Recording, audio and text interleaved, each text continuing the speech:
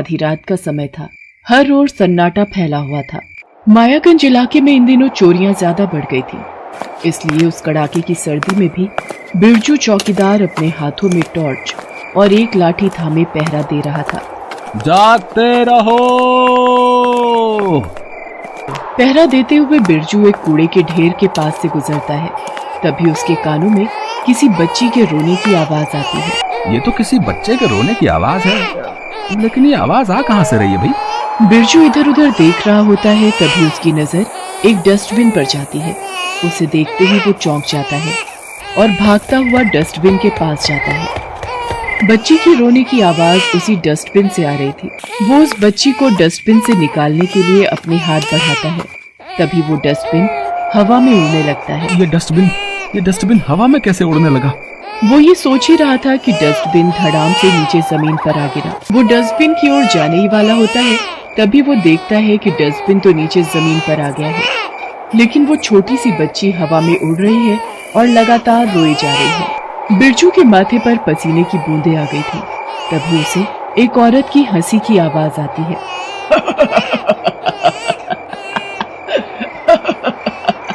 औरत की हंसी के साथ ही वो बच्ची नीचे आने लगती है। जैसे ही वो बच्ची नीचे आती है, वो औरत उसे अपनी गोद में उठा लेती है। गोद में आते ही वो बच्ची फिर से रोने लगती है। तू फिर से रोने लगी?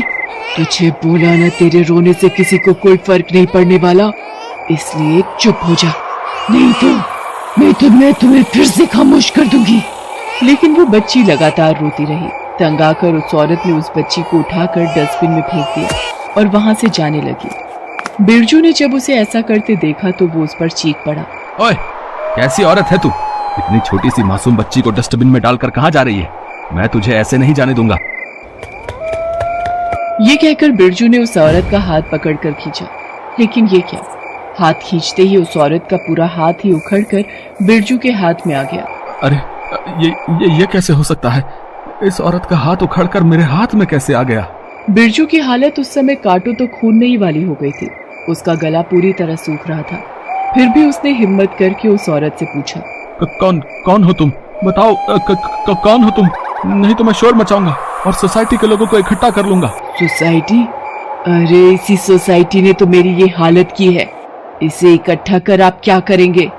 देखो, मैं तुमसे डरने वाला नहीं। मुझे तो लगता है कि तू जरूर उन चोरों के गिरोह की सदस्य है जो इन दिनों यहाँ चोरियां करने लगे हैं। नहीं।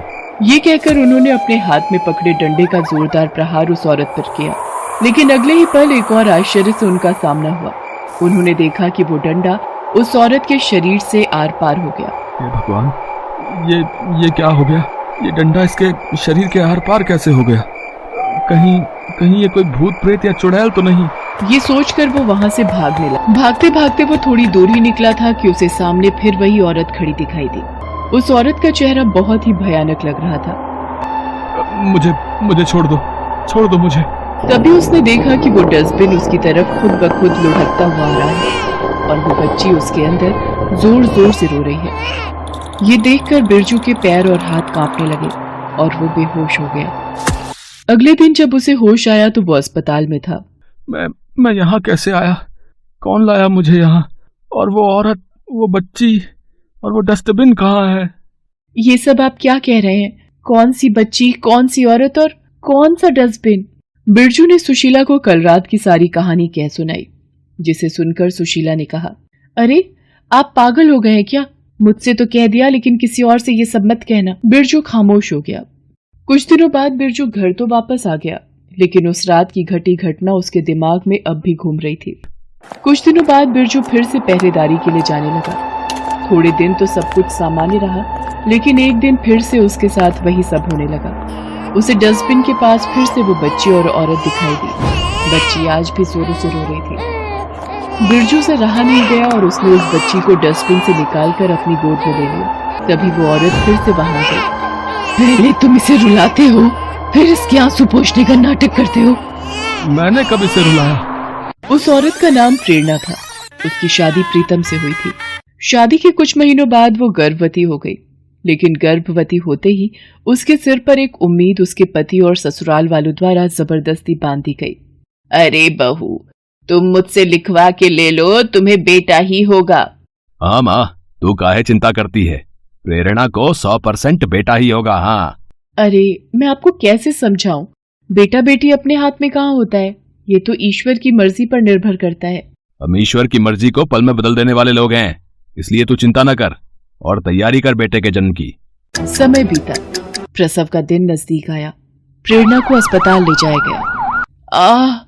आह, थोड़ी देर बाद अस्पताल के ऑपरेशन थिएटर से निकलकर एक नर्स आई। मुबारक हो, आपकी बहू ने एक बेटी को जन्म दिया है। बेटी शब्द सुनते ही प्रेरणा की सास और पति दोनों को ऐसा लगा कि किसी ने गर्म सलाखों से उन्हें दाग दिया है। बेटा, इस करमजनी ने तो बेटी जन्म दिया। माँ, जन्म तो दिया है, लेकिन वो ज्यादा समय जी नहीं पाएगी। हाँ। प्रेरणा के अस्पताल से घर आने के बाद वे दोनों उस पर दबाव डालने लगे कि बच्ची को डस्टबिन में फेंक आए, क्योंकि उन्हें लड़की नहीं चाहिए। ये क्या कह रहे हैं आप? तो आज रात ही इसे डस्टबिन में फेंका, नहीं तो हम तुझे तेरी बच्ची समेत फेंक आएंगे। लेकिन प्रेरणा पर उन धमकियों का कोई असर नहीं पड़ा। इस बात से उसका पति और सास दोनों आग बबूला हो गए। तो चिंता मत कर माँ, आज रात ही मैं उस बच्ची को ऊपर पहुंचा देता हूँ। प्रेरणा के पति ने प्रेरणा के खाने में नींद की गोलियां मिला दी। वो बेसुध हो गई। प्रेरणा के पति ने उसी रात अपनी बेटी को डस्टबिन में डाल दिया। पूरी रात 3 दिन की वो बेचारी बच्ची उसी डस्टबिन में कड़कड़ाती ठंड में खुले आसमान के नीचे पड़ी रही और मर गई। अगले दिन जब प्रेरणा को होश आया और उसने अपनी बच्ची के बारे में पूछा तो उस कचरे को कल रात ही डस्टबिन में फेंक आया था, क्योंकि तू फेंकने के लिए तैयार ही नहीं थी। प्रीतम की बात सुनकर प्रेरणा का पारा 7वें आसमान पर चला गया। उसने उसे खींचकर एक थप्पड़ मार दिया। राक्षस हैं आप, राक्षस! भला कोई बाप अपनी बेटी के साथ ये कैसे कर सकता है? उल्टा उसके पति को इस बात पर गुस्सा आ गया कि प्रेरणा ने उसे थप्पड़ मार दिया। गुस्से में उसके पति नीरज ने उसका गला दबाना शुरू कर दिया। छोड़ो मुझे, छोड़ो! कुछ देर छटपटाने के बाद प्रेरणा का शरीर शांत पड़ गया। उसके पति और उसकी सास ने उसकी लाश को रातों रात नाले में बहा दिया। तुम्हारे साथ तो बहुत ही बुरा हुआ बेटी, लेकिन तुम्हें मैं इंसाफ जरूर दिलाऊंगा। बिरजू ने पुलिस थाने में जाकर प्रेरणा के साथ हुई सारी घटना को पुलिस वालों को बताया। उन लोगों ने तुरंत ही एक्शन लिया और प्रीतम और उसकी मां को गिरफ्तार कर लिया। आज वो दोनों जेल में उम्र कैद की सजा काट रहे हैं।